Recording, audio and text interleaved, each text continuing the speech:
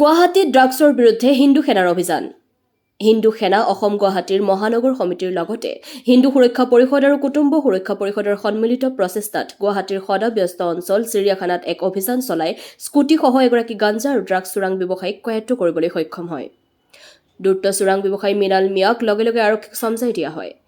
আৰক্ষীয়ে গিজগিজাই থকা এই ব্যস্ত মহানগৰীত একেদৰে মুকলি বজাৰত গাঞ্জা আৰু ড্ৰাগছৰ মুক্তৰ প্ৰচলনে সচেতন মহলক ভবাই তুলিছে। তাৎপৰ্যপূৰ্ণ যে এই অভিযানৰ সময়ত ড্ৰাগছ ব্যৱসায়ী মহিলাগৰাকীৰ সৈতে সহযোগী এগৰাকী যুৱক এন্ধাৰৰ সুযোগ লৈ পলাই যাবলৈ সক্ষম হয়। এআইন লাইভৰ সন্মুখত হিন্দু সেনা আৰু হিন্দু সুৰক্ষা পৰিষদে কি ক'লে ভালদৰে শুনকচোন। গুৱাহাটীৰ পৰা ছামাদুল হকৰ প্ৰতিবেদন এআইন লাইভ। অসমে আজিৰ পৰা এসপ্তাহ আগত এক গোপন সংকেদি আমি চিৰিয়াখানাৰ ওচৰত গাঞ্জা আৰু ড্ৰাগছৰ ঘাটিৰূপে পৰিণত হৈছে বুলি এক খবৰ ইতিমধ্যে লাভ কৰিছিলোঁ। আজি আমি হিন্দু সুৰক্ষা সেনা অসমে আমি মহানগৰ সমিতিৰ উদ্যোগত আমি হাতলতে আজি গাঞ্জা বেপাৰীক ধৰা পালোঁ। আমি জানিব পৰা মতে অঞ্জনা বেগম বুলি নামৰ এগৰাকী মহিলাই ড্ৰাগছ আৰু এই গাঞ্জাৰ কাৰবাৰখিনি চলাই আছিলে, অঞ্জলি বেগম বুলি। আজি আমি হাতলতে ধৰা পেলালোঁ। ইতিমধ্যে গাঞ্জাখিনি উদ্ধাৰ হ'ল আৰু গাঞ্জাৰ লগত সা সৰঞ্জাম কিছু বস্তু উদ্ধাৰ হ'ল।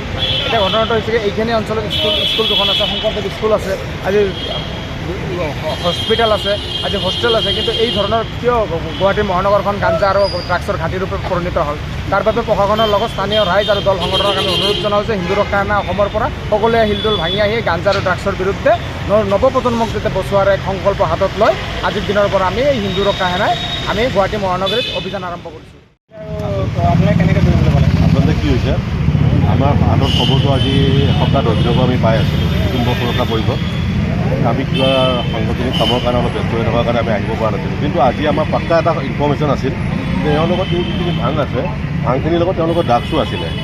কিন্তু তেওঁলোক ইমানেই হেৰি হ'ল, তেওঁলোকৰ তলত এখন স্কুটি থাকে। এই স্কুটিখন আমি অহা গম পাই কেইজন পলাব নোৱাৰিলে, বাকী দুজন পলাই গুচি গ'ল।